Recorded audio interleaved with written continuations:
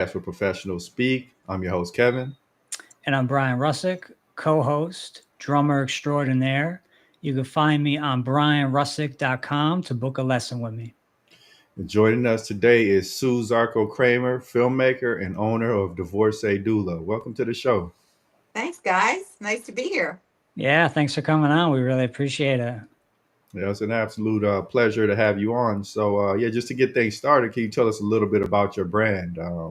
What is the history behind it? Why did you start? And what are you hoping to accomplish? Well, I have a couple different brands, guys. Sure. So I would say I own a film company that I'm a filmmaker, writer, director, producer of Bella Films. I've made features, TV, shorts, commercials, etc. In terms of what I want to accomplish there is just to keep making great entertainment, great art, getting good people to see it, getting people to laugh, see love and joy in the world, finding the humor in the things that are not very humorous these days. Mm-hmm. So I'd say that's my, you know, my purpose there. And then Divorcee Doula is my new wellness platform, which I started in Awesome. January, Mm. which is a result of a film I made called Swipe that is my journals of post-divorce and getting into the dating world of online dating, fish out of water.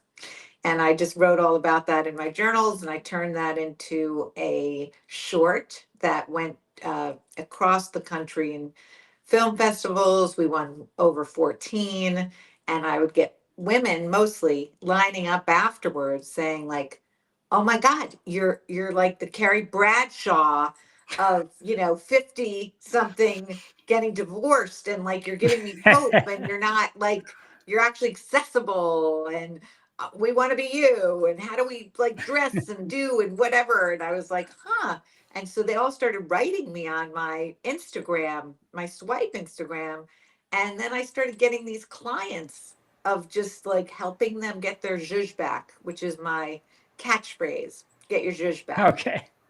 Nice. So that's how Divorcee Doula started. And within a month I had 200 inquiries. And now I have clients all the time. I'm going to be going on a talk show. I'm going to be doing more podcasts. I'm doing a big, 2-page article spread soon. And Wow. I'm just helping women find their groove through narrative, changing their story, because a lot of women after divorce and men have a certain narrative of, this is who I was, this is who I am now, failed marriage, it Like defines me. like an identity crisis almost. Yeah, yeah.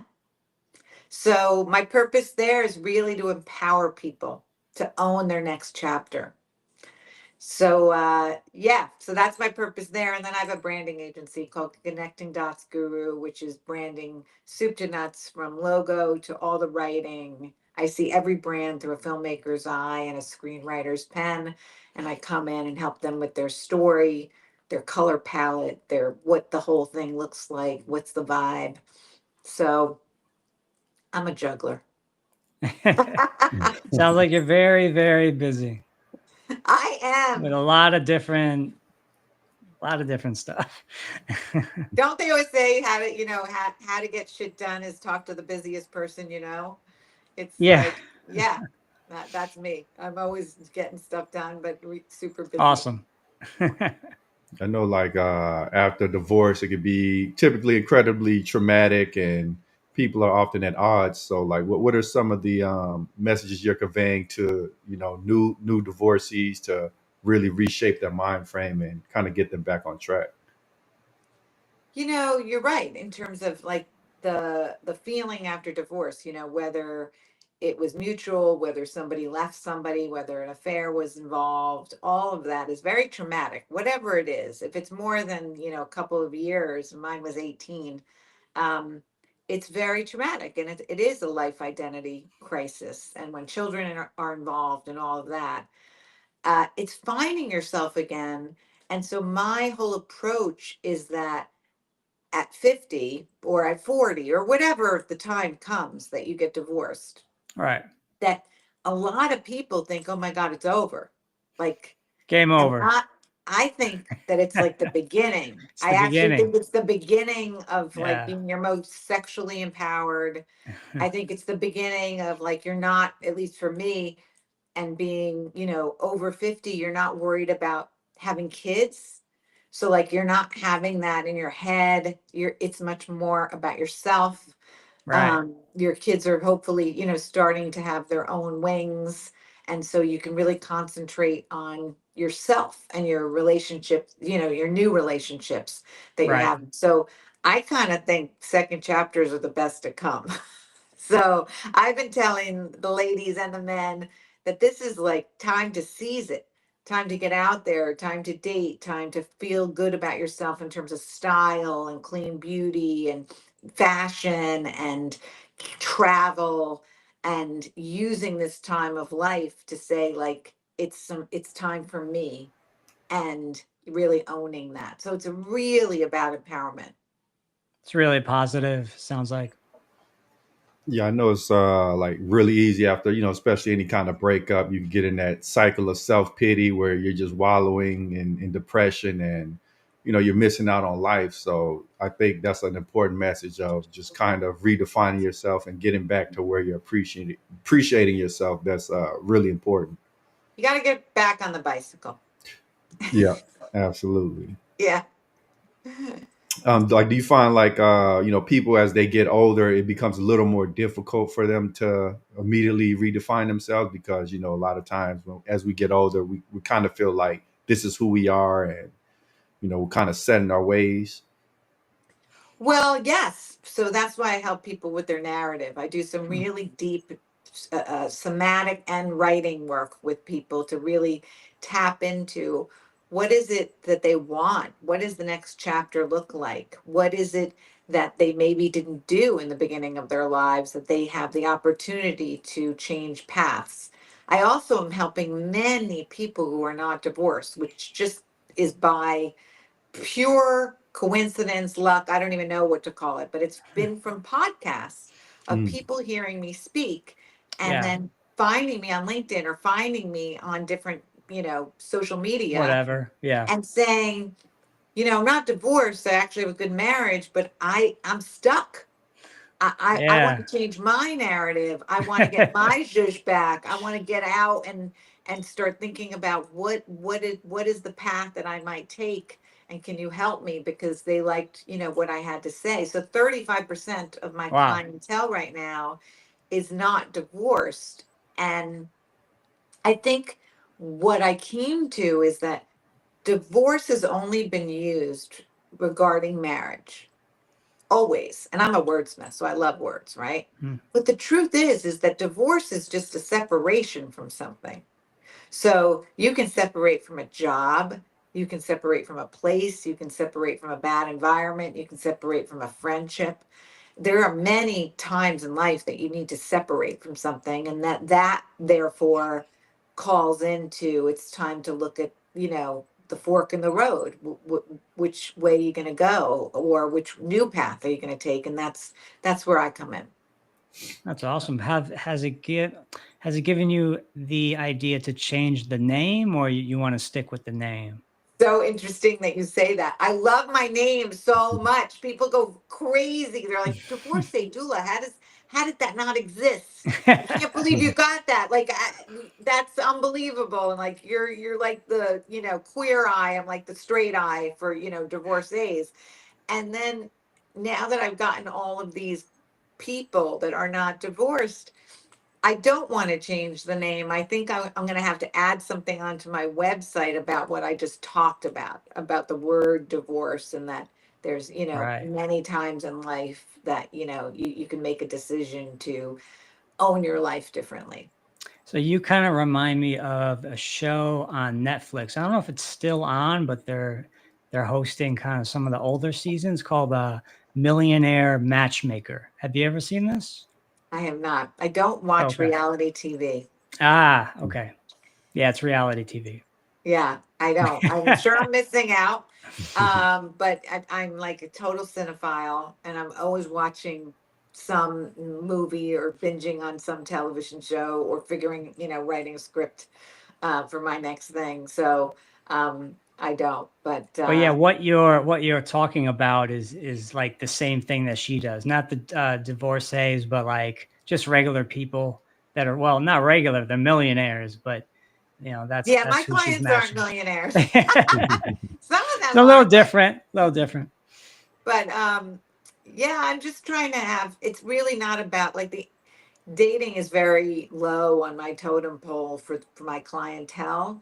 If they want me to do their profile pictures and help them write their profile for dating apps, I'm totally down with that, and I've done that.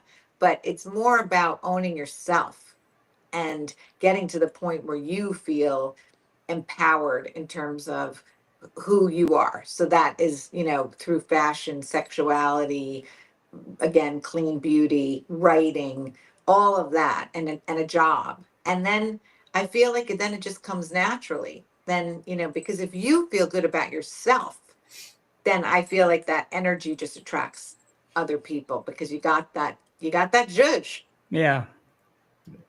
Yeah, I think that's really important. Like while in the relationship as well, is just kind of maintaining yourself and taking care of yourself because, like you mentioned, it's going to reflect in your energy, and the person you're dealing with, they're going to feel that as well.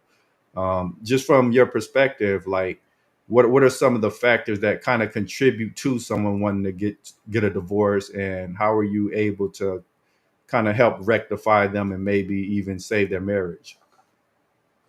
I don't do that. So I make Okay. myself, I make it really clear when I take on a client because they'll ask me, like, are you, do you help with legal advice? Absolutely not. There are lawyers that do that, Do you help with, Yeah.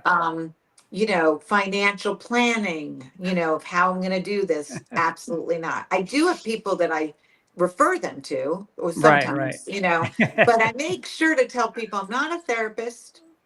I'm not a lawyer. I'm not even a life coach. I'm an empowerment guide who happens to come from a very long career in filmmaking, and that vision that I've had actually helps me have a vision towards somebody's kind of life map. And I look at it and I go, okay, what can we do with this map of life of yours? And then we kind of talk about what their goals are in terms of their next chapters. But I absolutely am not the person. I wish I was, but I'm not the person to save a marriage. I think there's some really good marriage therapists, who can do that. I think I'm here for, post put, like I said, whether it's divorce or post something else that's happened of a transition, of to Yeah. say, okay, how are we going to take the bull by the horns, and how are we going to actually live this next chapter even bigger and bolder and more beautiful and better? And that's what I'm here for. I'm really not about the past. I'm really about pushing forward to the future. So based on all of that, how would you define it? In terms of, Just like in terms of in general, what you're doing, how would you define it? I think it's a wellness platform. I think that it has to do with all the areas of wellness, which is mind, body, soul. And in terms of the platform itself, I think that it's endless. I think I will have, a show one day, like a Queer Eye Mhm. situation. I have a movie in development. I have a book in development. It's all under the Divorcee Doula Okay. banner. I think that it's actually becoming a brand that is going to be able to be, all of these things: book, movie, Right. talk show, all of it. That's awesome. You're into so many different areas. Yeah, I find that really interesting. Oh, thanks. Yeah, keeps me on my Keeps you toes and busy. Yeah. busy. Yeah. Keeps you busy for sure. Oh, Kevin, I think your mic is muted. How are you able to balance so many different things, like writing a book, doing a movie, potentially hosting a show? I mean, that's a lot. And, you know, I find that, the more things you have, it can really be difficult to pour enough into each one to make sure everything is successful. So how are you able to keep that balance? I think it's a personality thing. So I think, I'm an Aries, not that I'm like into astrological signs, like, or lean too much into that, but we are kind of like, it's a powerful sign. And I think that the busier I am, the more productive I am. And the more productive I am, the better my projects are. And that's just me. I don't think I would never suggest that to Yeah. everyone else. Some people need to work on one project at a time. I'm actually a really great multitasker. And I think as a creative being, they feed off of each other and also don't let me get bored within any project. Yeah. So Yeah. every day I basically have time allotted towards divorcee doula with private clients. I have narrative work that I do, that's an hour long narrative session. I have um, uh, fashion, kind of what we call style and beauty field trips, where I'll take one person or many on a field trip through New York City. I go to my partners that I've gotten all these incredible empowerment partners who wanted to come into this brand.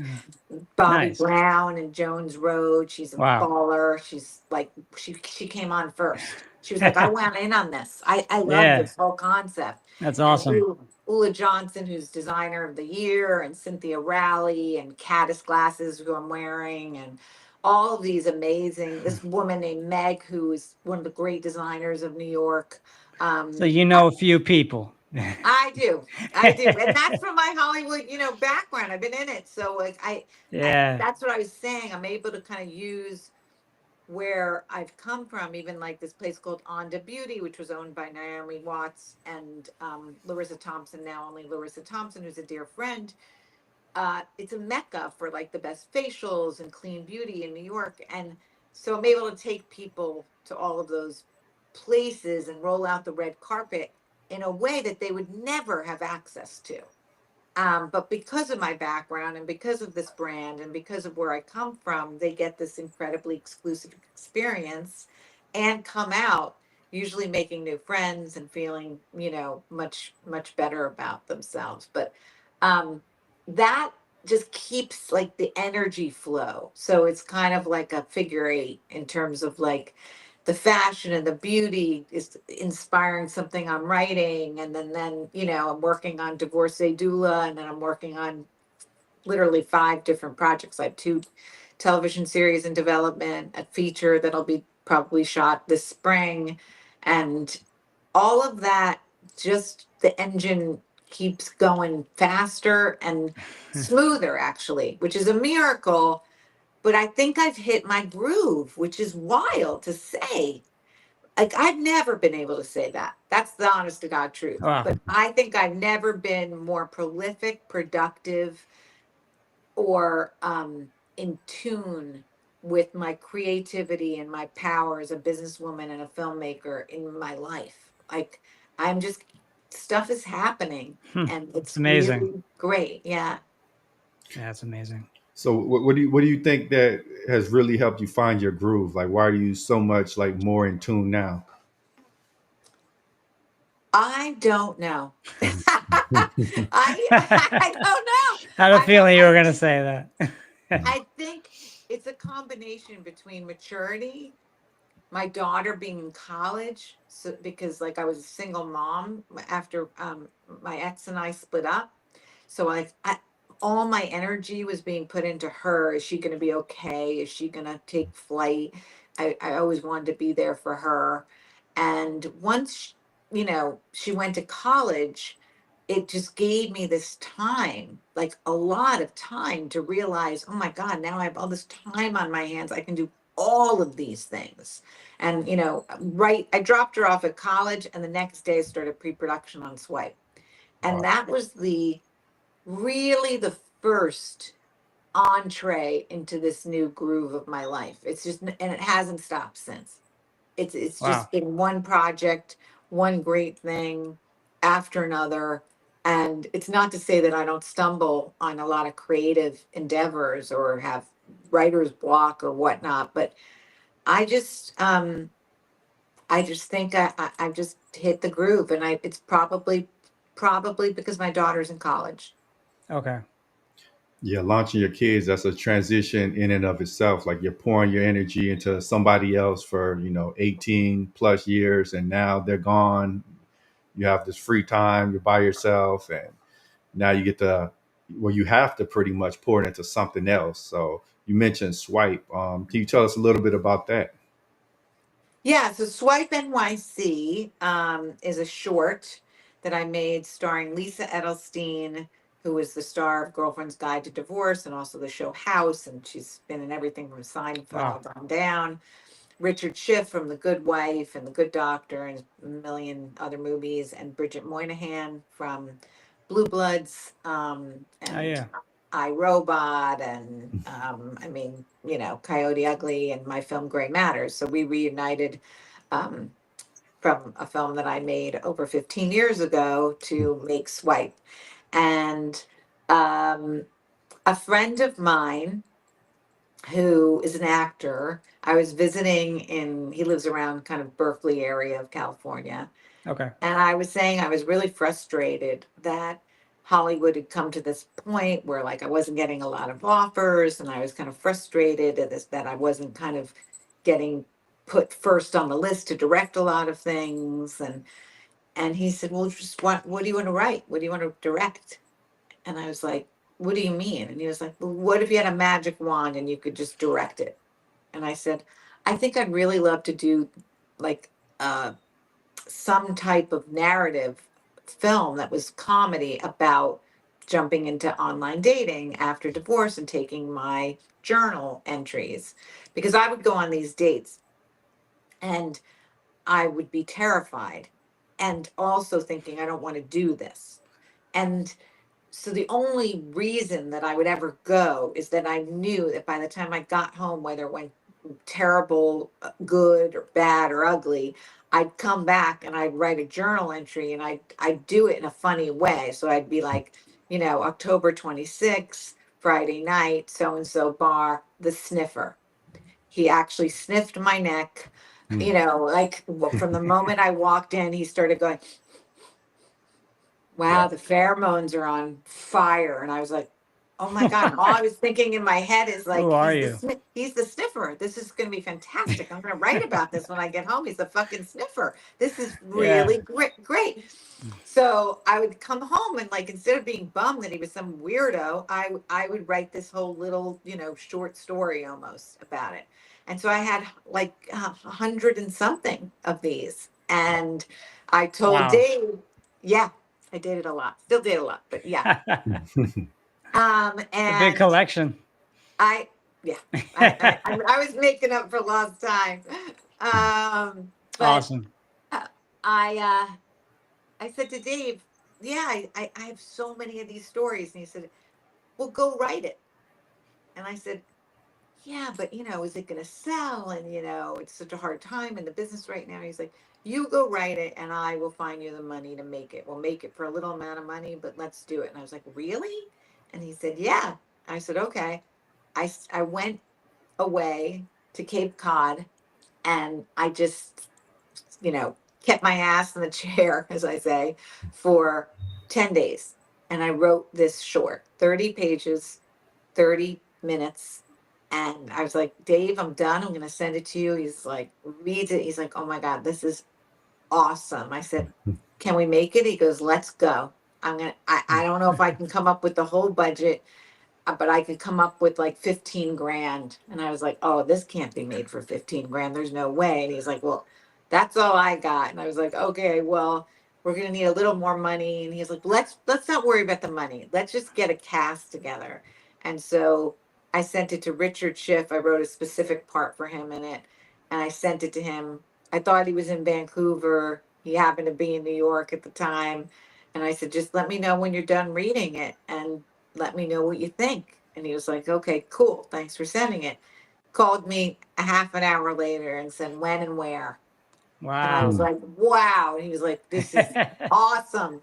I was like, So he loved that's it. so great. He loved it. And he's like, you're going to get anybody you want. And he was right. Then I went to Bridget, and Bridget said, I want in. And Bridget said, I'd love to be a producer on it. So she came on as a producer. So her and Dave became producing partners with me on it. And we made it for $50,000. Mm. Wow. It looks like 2 million at least. It was budgeted as at 2 million when we sent it to some, networks or streamers to say what would they budget it as a Yeah. pilot. And we had the best time making it. And I got the greatest cast, and we just were off to the races and ready to sell it as a series, actually. And then the Writers Guild strike hit. Mm. Oh And no. so it was a standstill, which was a bummer, but it was actually okay because I had this year to do film festivals instead, Ah. because that was allowed. You could still go to film festivals with any film during So the strikes. you use your downtime in a really productive way, it sounds like. Yeah, I traveled the country with this film. I mean, and it was incredible. We got so many awards for best film, best actress, best writing, best co-stars. And it was just, we won like the biggest prize at our first film festival and the biggest Wow. prize at our last film festival. So it Wow. was like a bookend of like really like good, juju. It was good. Like Um, you're hitting it just like you're hitting it right on the head. yeah, Yeah. yeah. So like So what that's Swipe. And now Swipe's going to be, I'm taking it to the next level now, and most likely turning it into a feature this spring. Nice. Very so like nice. where can people see this at, and like what were like people really resonating with that was winning you these awards? Like what were they really relating to, or what really stood out to them? Well, first of all, they can go to swipe.nyc on Instagram and watch the trailer. They cannot see the film unless they were at a film festival, because we're making it into a feature. And so we haven't released it as a short, even though we've gotten a lot of offers. Right. So they wouldn't be able to see it. But what resonated with people is that Lisa Edelstein, who plays me in a sense, it's a fictionalized version of me, is just somebody that is like, one of us, like just like a girl that you could talk to who isn't J Lo, and it's just somebody that you say like, I understand where you're at. And so that's, I think, Yeah. accessibility of just being one of us has really worked in my favor, that people really want to know more about me and also relate, because the entire dating world, men, women, anyone that I know, I mean, including my daughter, like, who's on dating apps, and she's 21, even though I can't stand that because I want everyone to meet in person when they're that age. But it's just the way of the world, right? Like, Yeah. dating apps are everywhere. Um, I think that everyone feels that empathy towards another person when they see it on screen, of like, oh my God, I've had that experience. Or, oh, I love that you say that all the guys hold fish. Like, what the fuck is that? Like, why do guys hold fish on dating apps? Girls do not want to see guys holding fish, but some Freudian weird thing in guys' heads are, I'm gonna catch a girl holding some big tuna, and that is going to be the girl who's going to go, I want that guy. And so, like, when I bring humor to it, everybody's like, yeah, what is that? I love that you said that. Like, that's exactly how I feel. Why are they holding up fish? It's the weirdest thing. It's Yeah. So strange. yeah. It's really I hope strange. I'm looking at both of you, and I'm like, I wonder if either of them have a fish Oh no. on Not me. No, definitely not. That's pretty interesting that you're focusing on like the realities of modern dating, which is more so online versus in the past where you might meet someone in the grocery store. Exactly. Right. Now you go to a bar, and you look down the bar to make eye contact with somebody, they're looking at their phone. They're Yeah. they're swiping at the bar. Right, Yeah. right. So they're not even looking that there's somebody who's right at the end of the bar that might be great, right? Yeah, right. So it's it's hard to make those in real life, connections. Why do you think that is? Why do you think, this culture now is just stuck in the phone, iPhone, stuck in the tablets? How would you speak to that? Tech. I mean, that just technology of what has happened. Everything is so accessible. I have old encyclopedias from my parents and in my house, and Mhm. I was showing them to my daughter recently, and I was like, it was really cool to actually get these giant books and Yeah. get them off the shelf and be like, look up a country or look up a Yeah, place or look up a thing. And it's like now it's like Siri, what is the capital of Colombia? And it's like it happens in a second, right? right. Show me And photos. yeah. And so I think everything is this um not just clickbait, but it's also about like the instantaneous gratification that everyone is so used to getting anything, whether it's, using DoorDash for food or Grubhub or whatever. Like everything is just like so accessible that I think dating is the same way. And I think for guys and girls, it's just this is just the reality of where we are. And then you kind of get addicted of like just swiping Yeah. away and you're just thinking like, oh, okay, like he or she or yeah, nah. And you don't know anything about these people. Like Yeah. zero except a photo and a little bit of what they've written, right? But then And most people don't even look at the text. They're just looking at the most people pictures. don't look at the Yeah. text. Just And like you said, so people just swipe, swipe. I've seen people go that fast. It's like, how are you making these decisions that quickly? versus like, we used to just talk, right? And then you'd go like, do you catch a vibe or not? Yeah, Right. right. And then, but now it's like, do you catch a vibe off of a photo? Like, and then take it to the level of, you know, texting. And that's a whole other thing. You're not talking to them, you're texting. And all you have to do is make one false move on a Yeah. text. And it can happen in a nanosecond. Just block you. I mean, it's like somebody ghosts you, somebody says the Yeah. wrong thing, somebody gets too, forward without, permission. All of the things that can go wrong happen on a daily. 95% of the time, it's a lose situation. But there's the needles in the haystacks that are like, wow, I think about all the relationships that I have had since I got divorced.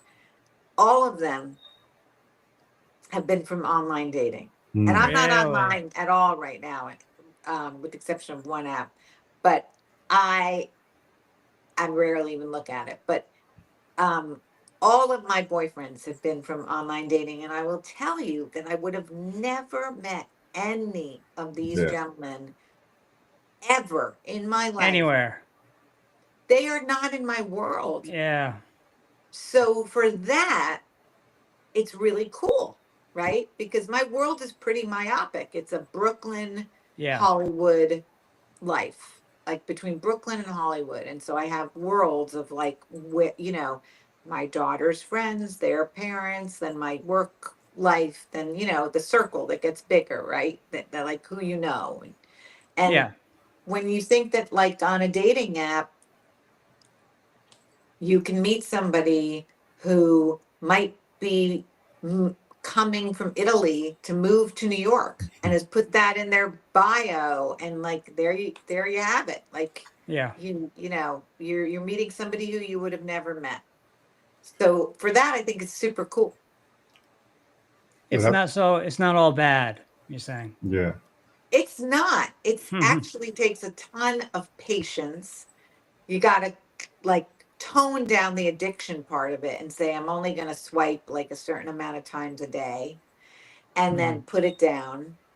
And then, you know, I really like, I have strict rules myself about it now. Like, I'm like, I don't want to text somebody forever. I don't want this, pen pal relationship of texting. It's like if there's like somebody seems nice and there's a little bit of a vibe, then I'm the first one to say, like, should we just grab a coffee or a drink? Or Mhm. they'll say the same, and I'll be like, great. And those people that do it immediately, like when, you've texted a little bit and maybe you get on the phone and say, like, what is it? What do you feel like on the phone?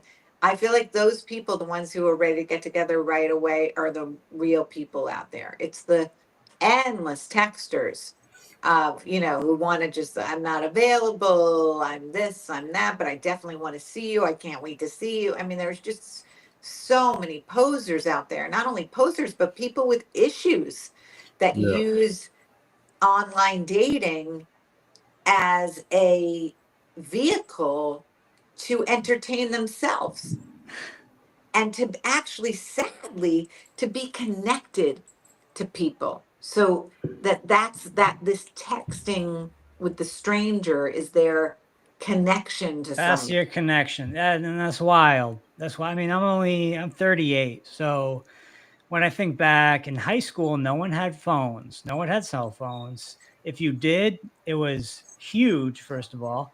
And it would only be for what was I going to say? Emergencies. It would only be used for emergencies. Like I had one phone that my mom had, and she gave it to me, and she said, "Okay, if you miss the bus, turn the phone on and make one call that's less than 60 seconds, because that's how expensive it used to be." Right. So when I look at the world now, it's so different. I can't even really imagine what it's like going through grade school now. Everyone's on Instagram, TikTok, Snapchat, Yep. Facebook, whatever. Like everyone's there. When me and Kevin were in high school, not so much. You still like went up to a person and approached someone and talked to them, and it was more of that kind of vibe than like you're saying. Okay, swipe, yes, no. Are you guys on dating apps? I was, but I'm off. I used to be. Did I'm, you I'm not find right. somebody, or are Yeah, you just yeah, off because you're off, or you're in a relationship? yeah. I found somebody, so no From a need. dating app? Bumble. Love it. Oh wow. There you go. There's the needle in the haystack, right? It took a long time. I was about to delete it, and we just ended up matching right before that. So Oh Isn't wow. that great? So yeah, it just shows you they do work, but you gotta, you gotta kind of put up some guardrails. it's pretty interesting that you mentioned coffee because I know on social media that was a huge topic. Like, these, I guess they're in the younger generation. They were like, I'm not letting a man take me on a coffee date. It shows a lack of effort. Um, so obviously, I'm guessing you don't feel that way. Oh my gosh, I definitely don't feel that way because I have suffered through dinner. Let me tell you something. When the drinks come and I'm thinking there's an appetizer and a flipping entree and maybe even a dessert, and I'm in pain, I'm thinking there is no way I'm doing You want to this. get out. I Yeah. want to get out. I You don't want need out. anyone to buy me a meal because I don't want, like, this is not who I am because it's a waste of time. So Would I you like, cut it short at that point? Just say, look, I don't think this is going to it's work hard to out. cut short a dinner. Yeah. Like that feels Yeah, so rude, like I'm true. just gonna leave. So no, I've never, unless, no, I've never Okay. cut off a dinner. I've Okay. definitely walked out of the drinks when somebody's done, like, like I said, I title all my dates. One guy Yeah. was called him Tickle Me Elmo. He went to the bathroom and came back from the bathroom and started tickling me from behind. And I was like, Wow. oh my God, wait, what are you doing? He's like, What is I just going was on? thinking you're ticklish. And I was like, we met 5 minutes ago and you're actually tickling me. He's like, oh my God, Wow. you're so uptight. I was like, I think I'm gonna go.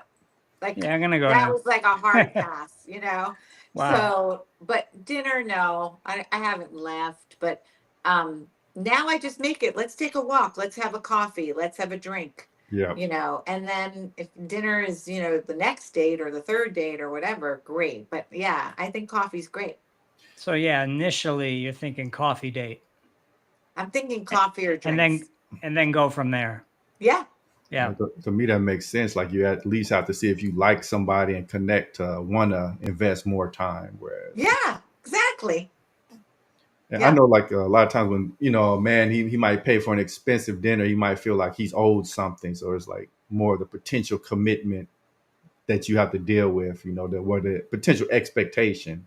When really, you don't owe him anything, but in his mind, oh, I paid $200 for this dinner, so what am I getting out of this? Right. Yeah, that would make me uncomfortable.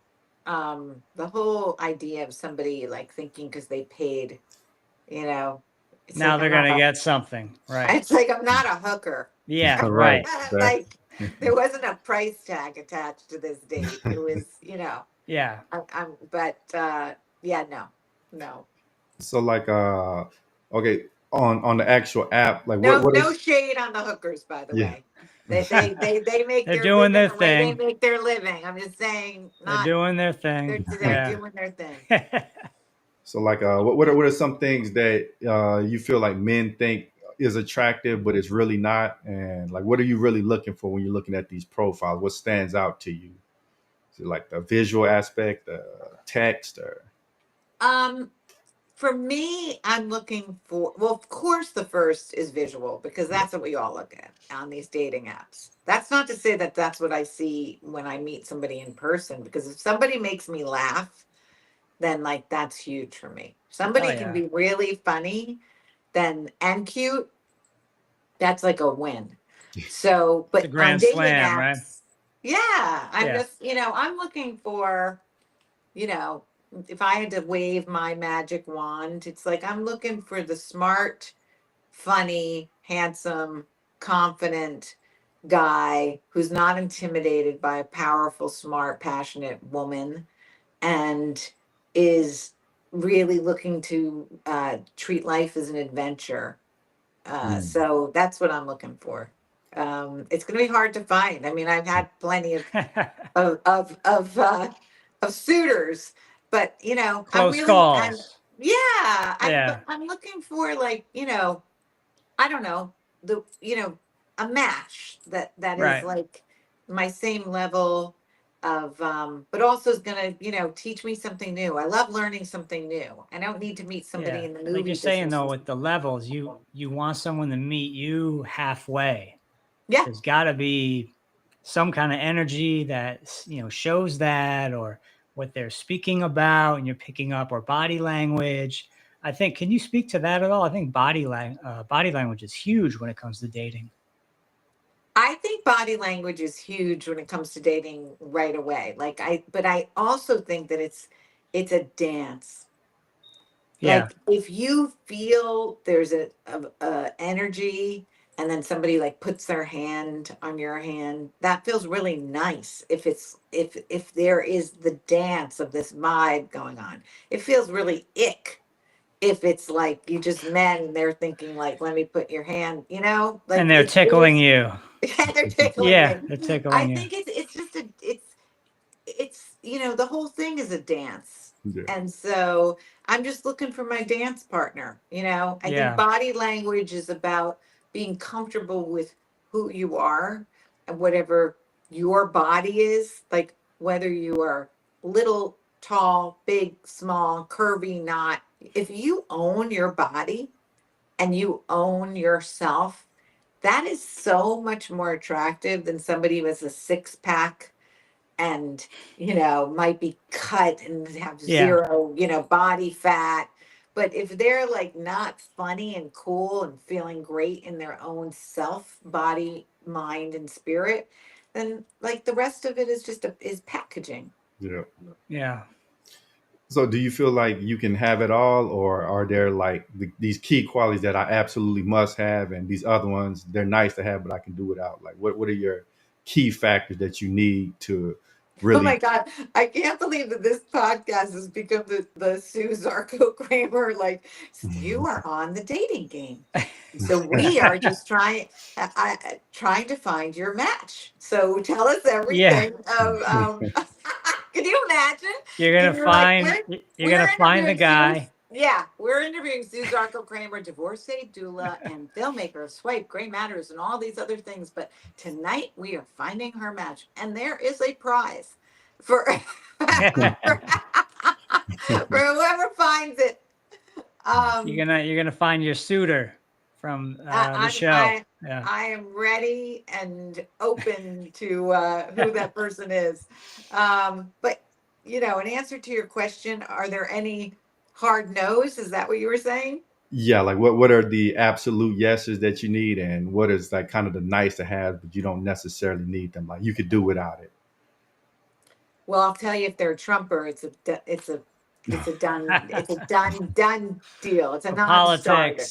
politics Yeah, are really big for you. Yeah. they are. I am a passionate fighter for justice. I will say that, and for fighting for people who have less than myself.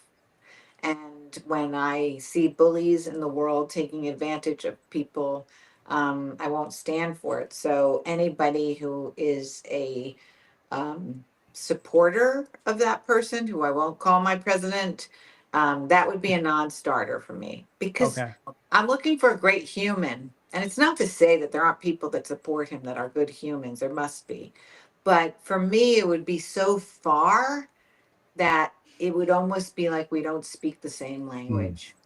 And so I'm looking for somebody who speaks my language, my love language, my politics language, somebody who loves art, because I really love all the arts. Like I So love you theater and I want to love film. find like a funny, creative guy, Funny, creative, handsome. intelligent. Yeah. If I had to say like my like number one crush, it would be Idris Elba. If Okay. you Mm. guys could hook him, You might have to reach I, out to him, Brian. I Yeah. want you Right. guys Yeah. to reach out. Then that would Get be that would I get that the networking going on that. yeah. But yeah, I think the hard no's are people who aren't compassionate, aren't empathetic. Politics would lean in the wrong direction, and I'm not into any machismo kind of person who's misogynistic. I think that we all have to be equals in this world, Like from the big whatever egos, background. people that have the Big huge egos, egos. no, Yeah. no. I like confidence. Don't Right. get me wrong. I It's a think difference confidence though. is sexy. Hmm. Confidence is like when somebody has a purpose in their life and they're going after whatever that is, whatever that business thing or whatever it is, that they're an artist, they're a painter, they're a business person, but they're passionate about it. That is sexy. So I like confidence, but cockiness is very different than Yeah. confidence. Yeah. So what do you think about like the whole like red pill or the alpha male movement? Are you kind of like, is that the type you kind of steer away from? That's a hard no. Hard no. That's a hard pass. Figured. Figured on that one. Yeah. So okay. So like, let me think. My mind just kind of slipped. You got a question, Brian? Let me see if I can remember. Yeah, I guess one thing I'd want to ask is like, okay, if you could go in a time machine and go back and talk to yourself, your entry level self, your junior self, what would the sage advice be to give yourself at that younger age?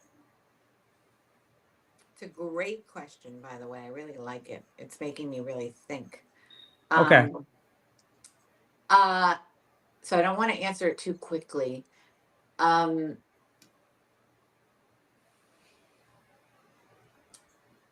I would say so.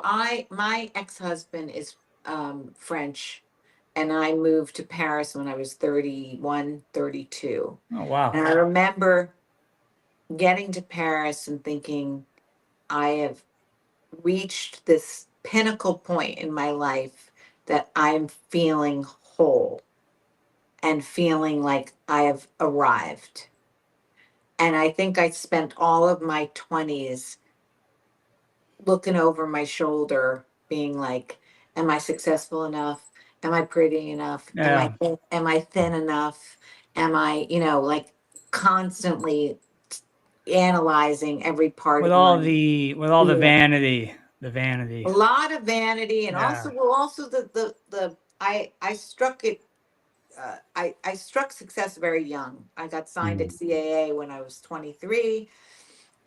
Nice. And I sold a screenplay to TriStar first, and then got sold a very big screenplay to Julia Roberts, and it was just, you know, one after another, and Wow. that was all in my 20s. And I had, until recently, going back with photos and journals and kind of stuff, press that came out with about me in my 20s, I didn't even realize what was happening at the time. Like, I had no idea. Like, I joined the Writers Guild when I was 25. Like, I didn't even think it was that big a deal. And now Yeah. looking back, I'm like, holy shit. Like, I have been in this guild for so long, and it's such a small club, and It is. Directors Guild being the same, and that, I made a feature, and that I'm writing for Julia Roberts and Meg Ryan and Demi Moore and all of these different people that I've written for. And I, instead of taking it in as a time of like, oh my God, this is what I've wanted my whole life since I was a little girl, and I've accomplished it, I was like constantly feeding into, but I'm not as successful as this person. Yeah. But I'm not making what they make. But I didn't get a bump on my next screenplay. But then Well, like you said, in your 20s, you're analyzing everything. You're like, oh, I see this person, they have a nicer car than me. This person has a house. I don't have a house. Like, because I know I've done a lot of that comparing in my own life. And it's, envy is not a good quality. no. Jealousy is not a good quality. These are not things that we want in our lives, but I think sometimes they creep in anyways.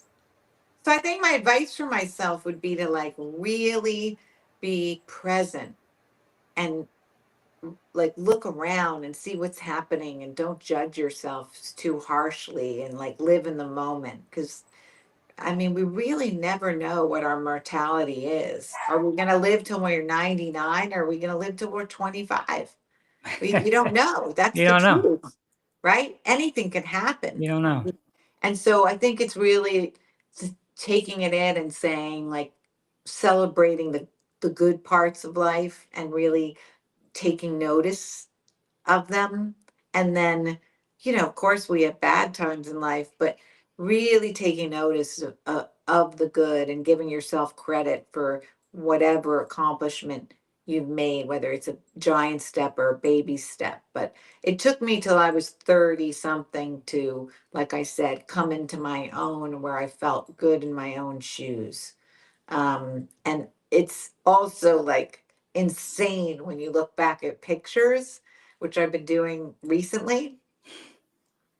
And I remember, like, I had a New Year's party. I was like 28. And I remember putting on this tight dress. And I remember thinking, oh my God, I'm way too curvy for this dress. This dress, like, I should Yeah. be so much smaller. I should be this, I should be that.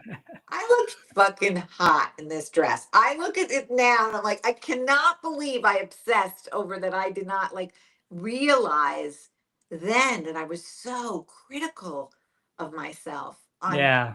every aspect of myself. And, now I'm much more accepting. That's Yeah, great. that's sort of the perfectionist disease. Like that criticality, it helps us increase our skills and get to this high level, but it also can kind of derail us because we're never satisfied. We're always finding I mean, something I wrong. have that still. I Yeah. got to be honest with you guys. I have a perfectionist level of Same like here. Same my here. writing and my directing, and when I'm making a movie, when like a bottle is out of place in production design, or the costume doesn't have the right green, or like the actor isn't, like, I'm a perfectionist. And so Yeah. that's still my level of professionalism with my art is pretty still, like, critical of myself. I think you should be critical of art, like me with music. I always look, on New Year's every year, I always look back and say, okay, what have I added to my, skill set? And if I haven't added anything, because I did take a year off once, it's just I kind of beat myself up about it. Long story short is that I wish I could be more, like you're saying, more accepting, more loving, more gentle, more caring for myself, rather than just comparing my life with this person's life and et cetera, et cetera. Yeah, I think the other thing is that as artists, and I passionately describe myself as an artist, no matter how many businesses I have, entrepreneurial, whether it's divorcee doula or connecting dots guru, all of it. I'm an artist through and through. And I think as an artist, we have to just appreciate whether it's like as a drummer, you might have like some great lick that you've come up with, that's like on a song, and that might be a moment of genius for you for that Right. day or that month or that Right. year or whatever it is, right? But instead of chasing, like I think in my 20s, even my 30s, um, even my 40s, I Yeah. think I was chasing, but I'm not Steven Spielberg, but I'm not, my heroes, but I'm not Yeah.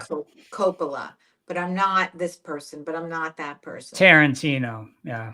Well, I don't want to be Tarantino, but now Okay. again, very talented, but I have no desire to be him. But Wax that one out. Yeah. I I just don't. I can't handle the violence of his Oh, movies, even though I think he's spectacularly talented. But whoever it is, Nora Ephron is a good example. It's like I used to always watch like Harry Met Sally and all of those. You Got Mail, and I'm a romantic comedy writer director, and so like those were like Nora and Nancy Myers, and who I've written for, like that I'm not on their level, right? That I'm not making these giant blockbusters that everyone knows my name like they would a Coppola or Spielberg, that, Sue Kramer is, in the immediate of female filmmakers. So for a long time, I thought, why am I not there?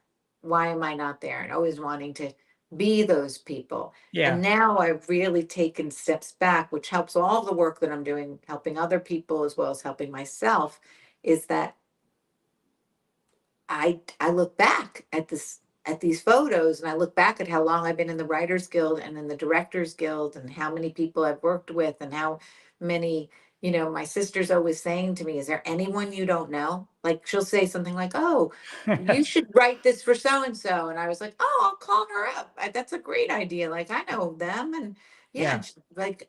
and and now I'm just taking more credit for the present of who I am as an artist. And I am not Coppola, and I am not Spielberg, and most likely I never will be. And it's okay. It's okay. Yeah. And that doesn't mean I don't have an enormous amount of talent. I'm just talented for who I am, who Sue Zarco-Kramer is, which is an artist. And so I don't think that the comparing thing is productive. Healthy helps. Yeah. I mean, in my life, it definitely has not helped. I used to compare myself with really great drummers, like jazz drummers from way back in the day.